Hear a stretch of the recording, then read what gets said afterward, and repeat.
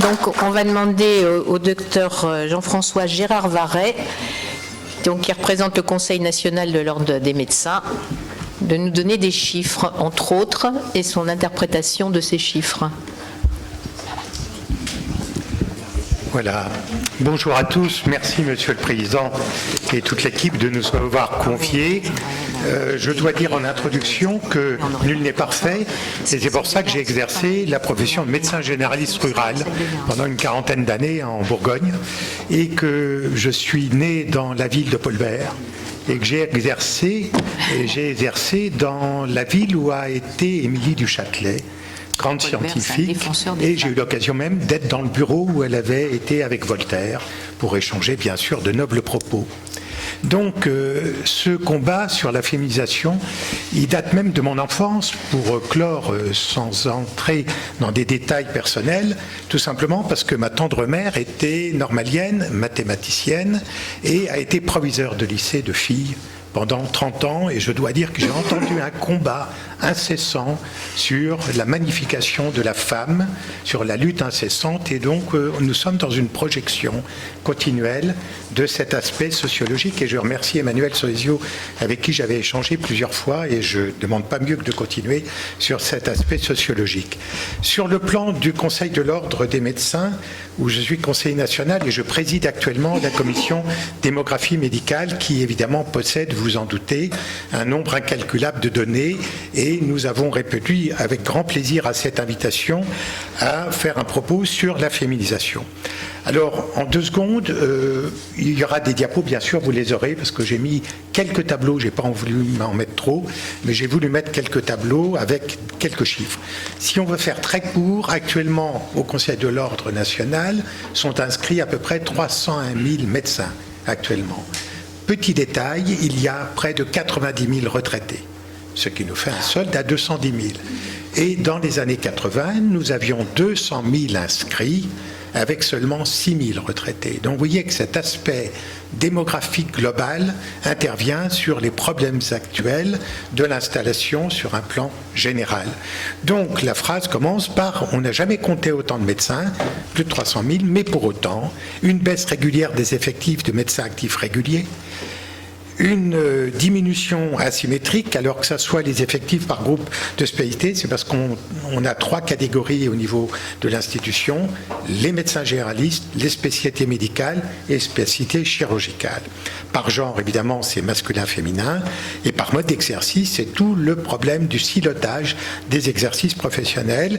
Et on rappelle, vous avez 67% des étudiants en médecine, donc c'est le chiffre issu de l'année dernière, des P2, qui sont des femmes.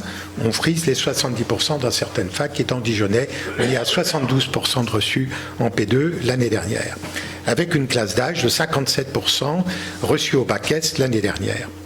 Donc la résultante structurelle, c'est que le pourcentage des femmes dans les effectifs reçus aux ECN, il en a été question tout à l'heure, et la suite logique à la fois de l'accès aux études médicales choisies par les femmes, de la réussite en P2 à donc près de 70%, et de l'accès à l'ECN avec le choix dans des excellents postes. Donc je vous ai rappelé dans ce tableau quelques chiffres globaux.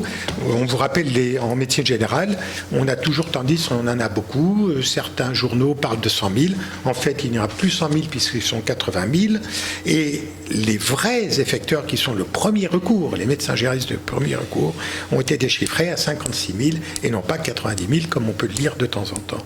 Donc vous voyez des chiffres qu'il faut rectifier d'après nos bases de données, et on a pris comme référence l'année 2010 pour faire un petit peu 2010-2019 dans les propos que je vais tenir tout de suite. Donc tout ça, vous les aurez dans les tableaux. Alors sur les spécialistes chirurgicaux, les chirurgiens que vous êtes ont cette chance immense d'avoir une progression des chiffres, contrairement, comme je vous l'ai dit, aux généralistes et aux spécialités médicales. Je reviens sur les généralistes. Nous perdons depuis 2010 1000 médecins généralistes en formation de moins par an. Donc il y a un problème de choix et un problème d'attractivité, évidemment, sur la profession. Mais vous voyez que les chirurgiens, en 2010, étaient à peu près 10 000 et que vous êtes maintenant 16 000. Alors, dans les chiffres qui sont mis sur ce tableau, vous avez les activités régulières, 24 000, donc c'est un petit peu moins puisqu'il y a les retraités, ce qui représente quand même 9% d'effectifs par rapport à 2010. Vous avez toujours des activités intermittentes, les remplaçants, les retraités actifs, 972, ce qui représente quand même plus de 63% par rapport à 2010. Tout ça, en toute spécialité confondue au Conseil national de l'ordre, nous avons un ensemble de moins 1,2%, toute spécialité ensemble des médecins actuellement. Donc vous retrouverez tous ces chiffres prochainement. Donc sur des généralités d'exercice, avant d'en venir aux chirurgiens et la féminisation, je vous ai rappelé sur ce tableau les modes d'exercice en activité régulière entre 2010 et 2019. Donc vous voyez que l'aspect un petit peu se réduit sur l'activité libérale, puisqu'on parle toujours de libéral, de mixte et de salarié, et que dans l'exercice des retraités actifs également, on a une part non négligeable en 2019 de points en plus en libéral. Sur les généralités en âge moyen, en vous rappelant que l'âge moyen en France de la population démographique, c'est 41,7 et que l'âge moyen des médecins en France est de 50,8 ans.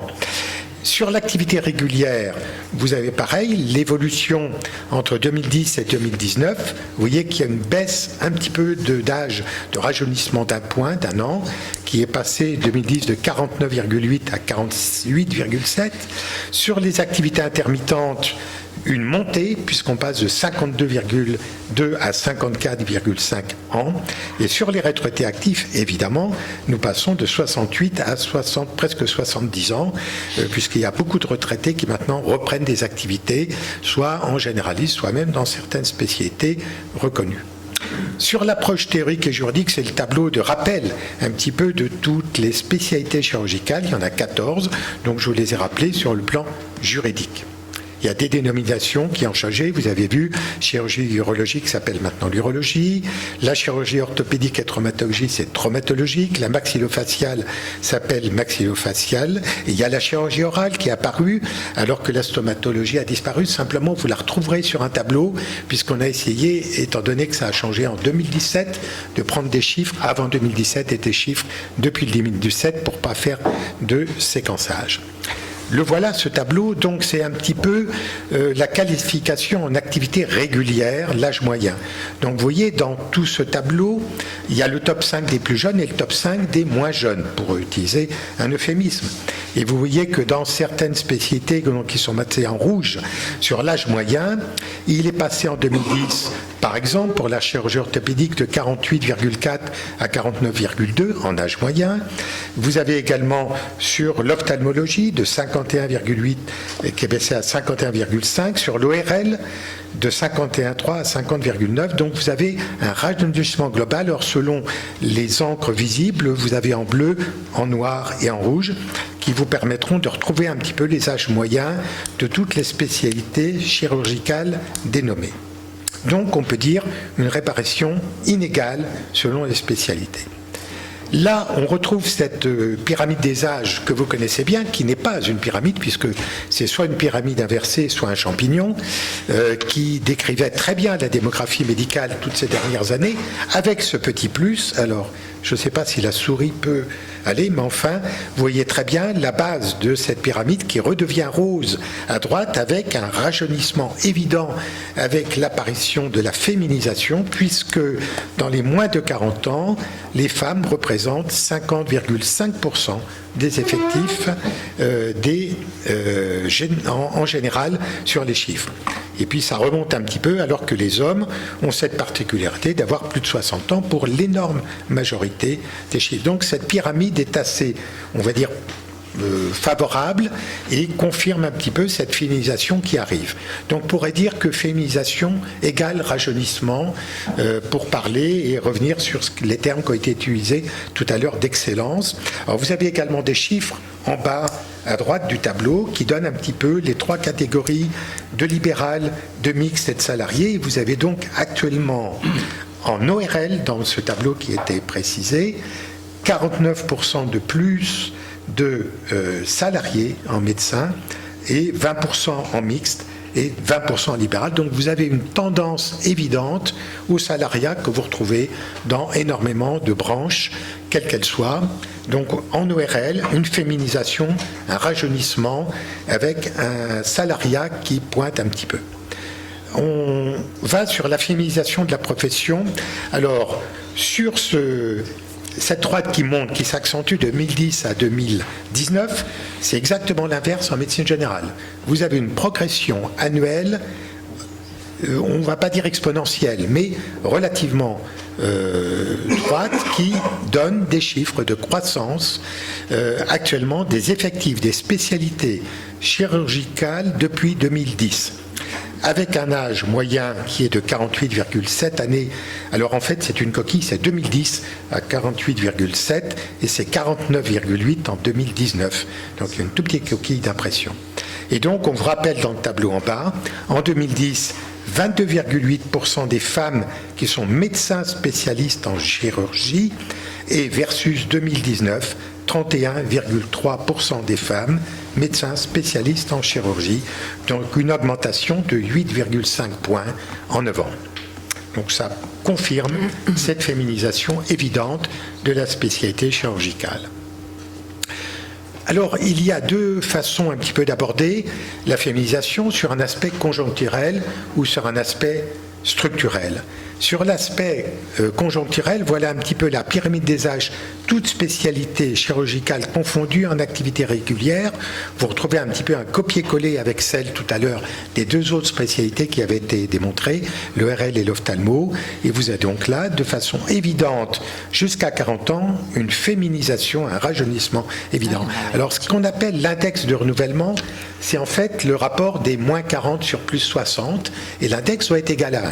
S'il est supérieur à 1, c'est un renouvellement qu'on peut considérer comme suffisant, en tout cas correct.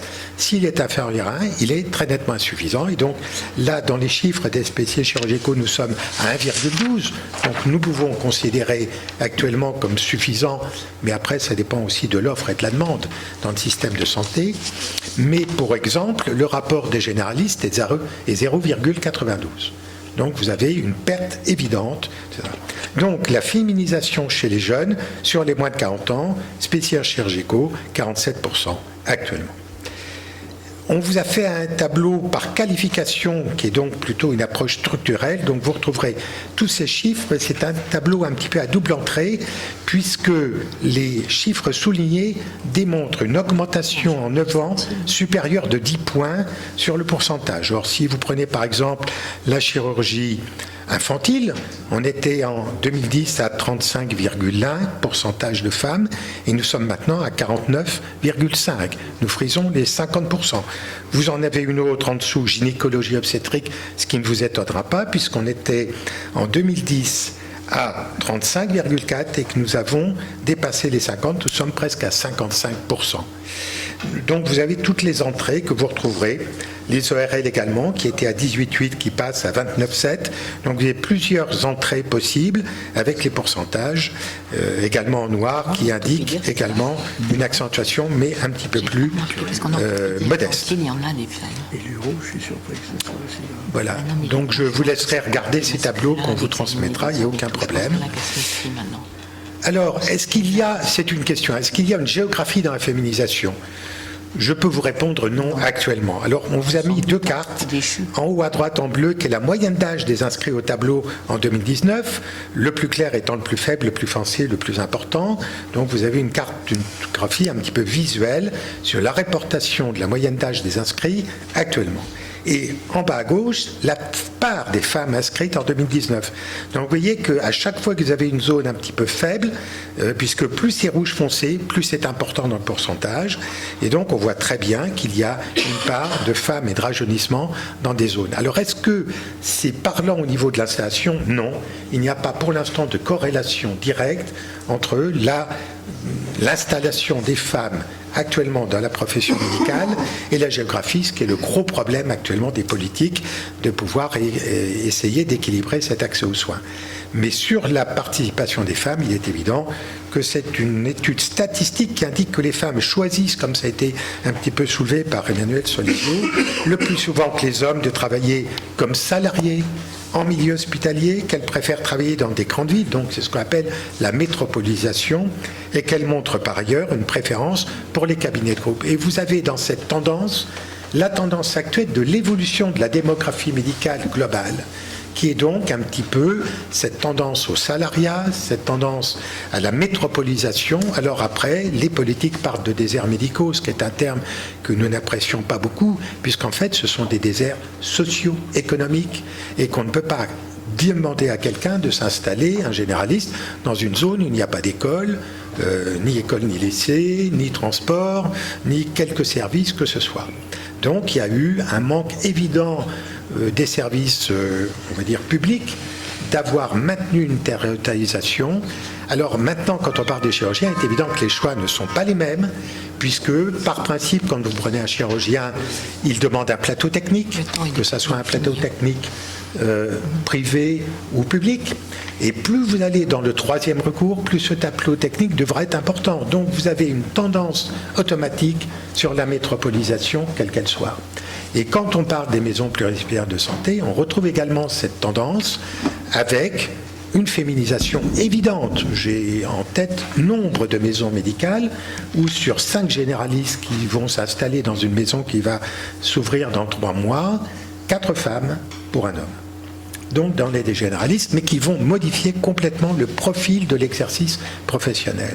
Donc sur la spécialité chirurgicale, c'est une tendance évidente dans certaines spécialités qui va engendrer une modification de l'exercice professionnel, mais de qualité. Et là, on a donné dans ce tableau l'âge moyen des femmes par qualification. Donc c'est une proportionnalité entre l'arrivée des femmes et le rajeunissement en 2019. Donc vous avez un tableau qui, dans la première colonne à gauche, donne une proportion des moins de 40 ans, dans la deuxième des 60 ans et plus, et dans les deux à droite, d'une part l'âge moyen des femmes en activité régulière et au milieu le pourcentage des femmes en 2019. Et donc vous avez dans ce tableau des entrées, par exemple, alors on va prendre la chirurgie orale qui est en rouge à la 5e ligne, qui est évidemment une spécialité jeune puisqu'elle s'appelait, comme c'est marqué en bas, stomatologie, et vous avez actuellement en proportion de moins de 40 ans 94,4% de gens qui font de la chirurgie orale, donc en plus de 60 ans, 0, avec un pourcentage de femmes à 18,9%, un âge moyen des femmes à 33. C'est un exemple dans ce tableau. Vous avez toutes les lignes qui peuvent vous donner une explication un petit peu de ce choix des spécialités chirurgicales. Vous pouvez prendre chaque ligne selon votre intérêt, avec le rajeunissement, donc les moins de 40 ans, et le pourcentage des femmes à chaque fois qui est inscrite dans nos données. Donc, on a parlé de la chirurgie orale, vous pouvez prendre chirurgie infantile, par exemple, avec un pourcentage de moins de 40 ans de 23,6, alors que le pourcentage des femmes était de 49,5. Donc, vous voyez cette féminisation évidente dans certaines spécialités, mais avec une disparité évidente du choix. Là, c'est l'âge moyen des femmes par qualification, donc c'est un tableau qui visuellement vous donne tout de suite selon les lignes des spécialités. Alors là, c'est un tableau général, pas seulement chirurgical, mais qui vous donne cette proportion un petit peu. Et en gynéco, vous voyez en gynéco-obstétrique en haut, que c'est rouge à 95%, et qu'au fur et à mesure que vous descendez, la proportion de femmes et hommes varie.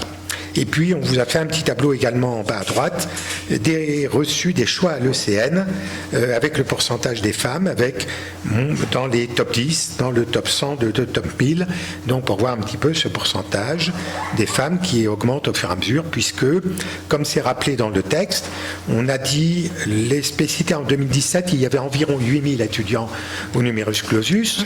Les femmes sont une fois encore largement majoritaires, puisqu'elles ont été dénombrées à 4545 pour 3433 hommes et représentent donc 57% des effectifs contre 55 en 2016 et pour les hommes un petit peu moins. Donc en conclusion de ce petit topo, on parle un petit peu des facteurs, on va dire structurants ou structurels, qui sont distincts mais concomitants. Alors, si vous voulez, sur le conjoncturel déjà, il y a en fait 3 points. Il y a le numerus clausus. Alors vous avez vu que ça avait disparu parce que c'était un examen complètement ignoble, anormal, illogique et totalement contre-productif. Bon, ça, c'est des résumés que je peux faire personnellement et un petit peu en rejoignant même l'avis des doyens qui l'avaient exprimé publiquement.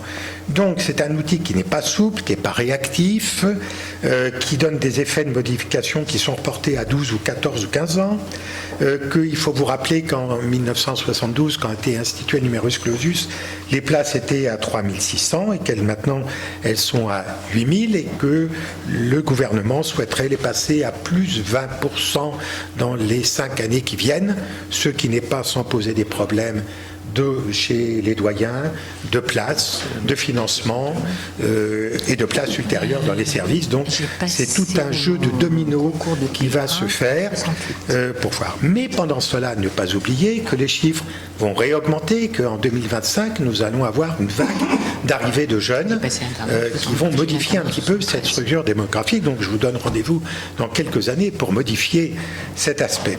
Le deuxième, c'est l'ECN, puisqu'il y a d'abord P1, ensuite il y a l'ECN, et la féminisation est évidente, puisqu'on a vu que les chiffres en amont étaient croissants, et on voit actuellement les modifications de répartition de postes qui pourraient modifier significativement la situation. C'est-à-dire que ce mouvement est inexorable, il est amplifié, il va se retrouver dans toutes les spécialités, selon un petit peu l'orientation politique qui sera faite.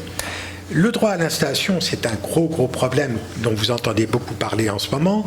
On va dire, doit-on être incitatif ou contraignant? Il est évident que toutes les études qui ont été faites dans tous les pays démontrent que la contrainte est contre-productive également. Il faut donc en fait que les politiques comprennent qu'il faut rendre leur territoire attractif de différentes façons et qu'à ce moment-là, le libre choix se fera dans des bonnes conditions.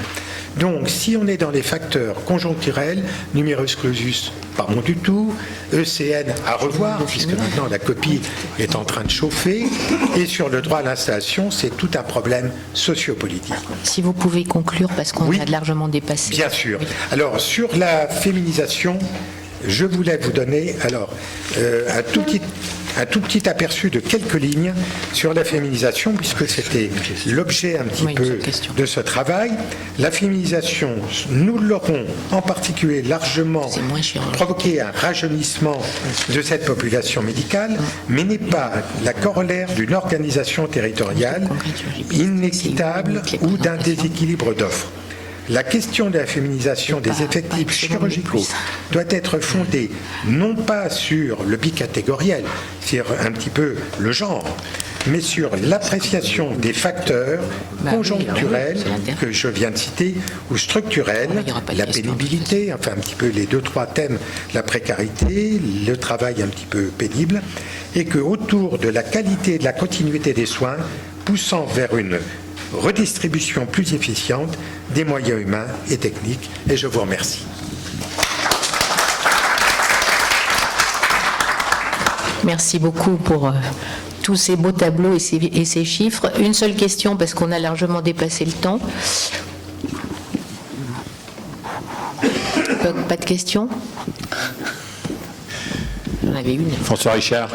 Non, la question c'est vous n'avez pas du tout indiqué sur vos diapositives les problèmes à la fois des changements sociétaux et, ça a été évoqué, des repos de sécurité, c'est-à-dire le temps de travail des professionnels de santé qui va également largement influer sur les problèmes de démographie. Voilà. Alors, cette question est intéressante parce que c'est l'évolution de notre travail de la démographie médicale. Nous sommes actuellement sur un quantitatif. Donc, comme je savais en plus qu'Emmanuel Solesio avait une participation sociologique, j'ai évité tout ce qui était l'aspect sociologique du travail dans ce tableau qui est un petit peu rigide au niveau des chiffres. Mais nous allons travailler dans les 2-3 ans qui viennent à une évolution qualitative, prospective, à X plus 5, X plus 10 et X plus 15, de façon à pouvoir transmettre au service X, Y ou Z la possibilité qu'un étudiant pourra cliquer sur une carte interactive et savoir effectivement à quel endroit il peut s'installer en fonction de l'âge de départ, en fonction de l'attractivité du territoire. Il est évident que cet aspect nous concerne beaucoup, ce que vous venez de dire, le temps de travail, mais c'était difficile de caser un aspect sociologique sur un aspect démographique pur. Enfin, moi, je ne sais pas vous, mais de mon impression, c'est que maintenant, le temps de travail est aussi important pour les garçons que pour les filles. Hein. Je vois plus de différence. Ouais, on est d'accord. Merci infiniment. Merci beaucoup à vous.